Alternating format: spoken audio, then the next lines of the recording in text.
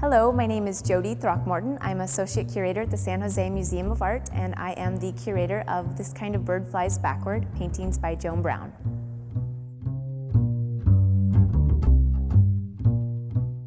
I've been a fan of Joan Brown's work for a very long time, and this exhibition originated because I was thinking about how her work hadn't been considered within the context of the women's movement. I started looking at some of her imagery, and I found that there were a lot of parallels between what she was doing at the time in her paintings and what many feminist artists were doing in the 60s and the 70s. My other interest in doing this exhibition was in the fact that Joan Brown never really declared herself as a feminist. She had a really conflicted view of what it meant to be a feminist and how she related to it.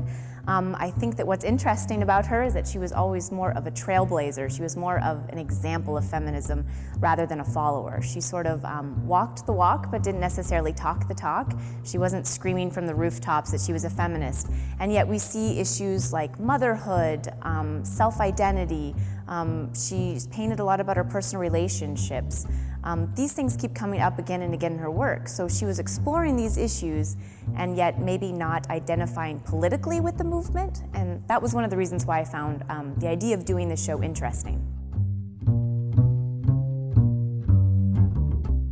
There are approximately 50 works in this exhibition, and they actually span from the late 1950s to the early 1980s, so essentially Brown's entire career.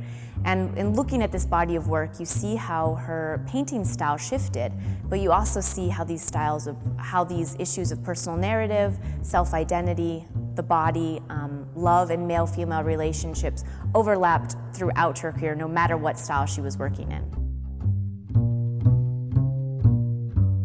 In viewing the works in this exhibition, you get a glimpse into Joan Brown's life, the way she thought of herself as a mother, as a painter, as a teacher. And oftentimes she portrayed herself in her most vulnerable state, sometimes not at her most beautiful. And she was willing to put that out there to her viewers. And I think that's where our personal connection with her work comes from. We all see ourselves a little bit in her roles as a mother, as a painter, as a teacher.